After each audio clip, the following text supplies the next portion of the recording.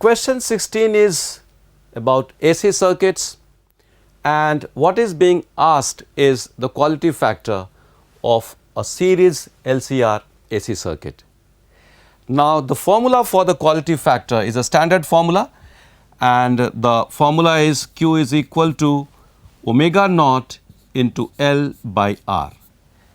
Omega naught is the resonant angular frequency, L is the inductance of the circuit, and R is the resistance. Omega naught itself is 1 by root LC, so we write it as 1 by root LC into L divided by R.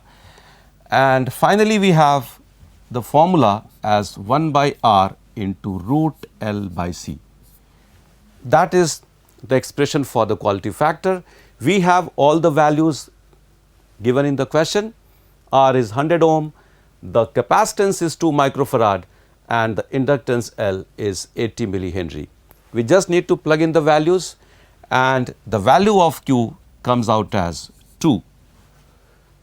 So, that means option 2 is the correct option. Let us go to question number 17 now.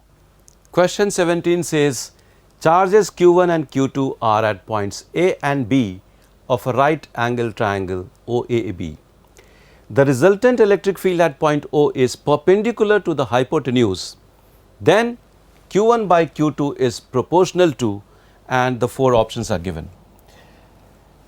So, the question employs concepts like electric field produced by a point charge and the principle of superposition of electric field.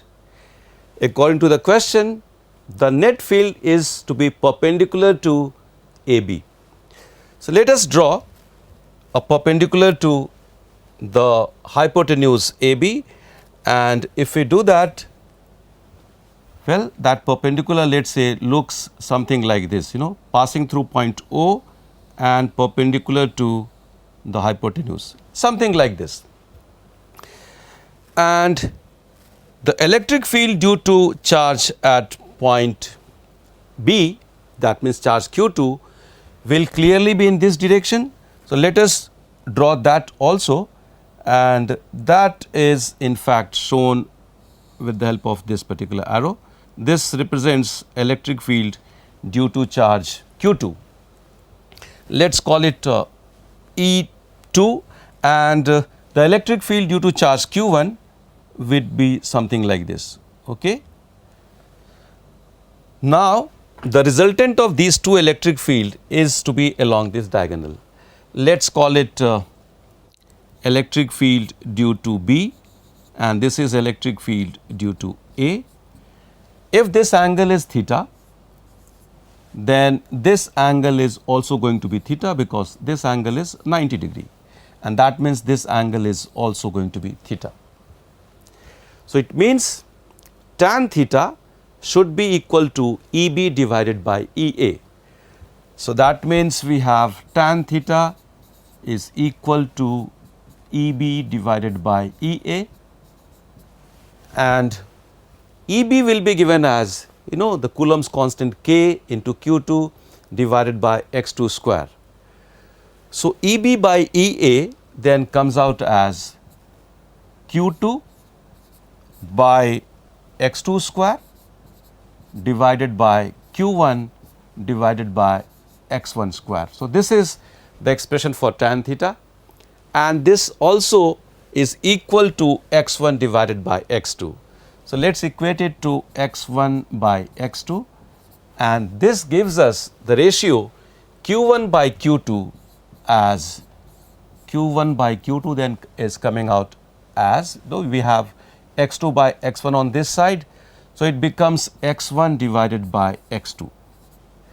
And if we look at the options, well, option 3 is clearly matching. So, the question is done. Let us now go to the next question. Question 18 says, you are given that mass of 7Li3 is so many atomic mass units, mass of 4He2 is also given in terms of atomic mass units, and mass of 1H1 is also given. When 20 gram of Li is converted into helium by proton capture, what is the energy liberated in kilowatt hour? Well, the question is clearly from the topic nucleus, and it is about energy released in a nuclear reaction. Let us show the nuclear reaction that is happening here. So, what is happening is we have 7Li3 capturing a proton, so plus 1 H1, and after this we will get 2 nuclei of helium. So, that means on the right hand side we have 2 times 4He2. So, this is the nuclear reaction, and the mass defect for this reaction delta M would be given as mass of the lithium, which is 7.0160 U. Let us call it MLI, mass of the lithium atom or lithium nucleus, either way, plus mass of the proton. So, let us call it MH minus 2 times of mass of the helium, that is in fact let us call it MHE. So, we have MHE. So, this is the mass defect. All the values are given to us. It can be easily calculated in terms of U, and then we can find the Q value of the reaction. The Q value is delta M into C square. So, the Q value is delta M into C square, where C is the speed of light in vacuum. So, this is the energy released in one reaction. Now, the question is how many reactions will happen if we have 20 gram of lithium? Well, the total number of lithium atoms in 20 gram of sample is given by the formula that the number capital N, let us call it, is equal to the number of moles will be 20 divided by 7, and for each mole we have 6.02 into 10 to the power 23 species. So, that means we need to multiply it by 6.023 into 10 to the power 23. So, these many nuclei are present of lithium in the 20 gram sample. So, we need to multiply the energy released in each reaction by N, which is given by this formula, and that will give us the total energy released in the process when 20 gram of lithium is converted into helium. So, it is a matter of performing these calculations, and we have to take care of units also. So, if we use the fact that one atomic mass unit is equivalent to 931 mega electron volt upon C square, we can convert all this energy into electron volt.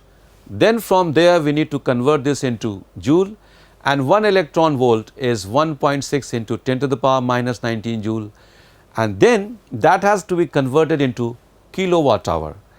And the formula for conversion of kilowatt hour into joule is given as 1 kilowatt hour. 1 kilowatt hour in fact is equal to 10 to the power 3, that is for kilowatt, and 1 hour has 60 into 60 seconds. So, that means 1 kilowatt hour is so many joules. With all this we can get the value of the energy released in the process in kilowatt hours, and after performing these calculations the energy release comes out as 1.33 into 10 to the power 6 kilowatt hours. So, option 1 is correct. Let us now go to question number 19.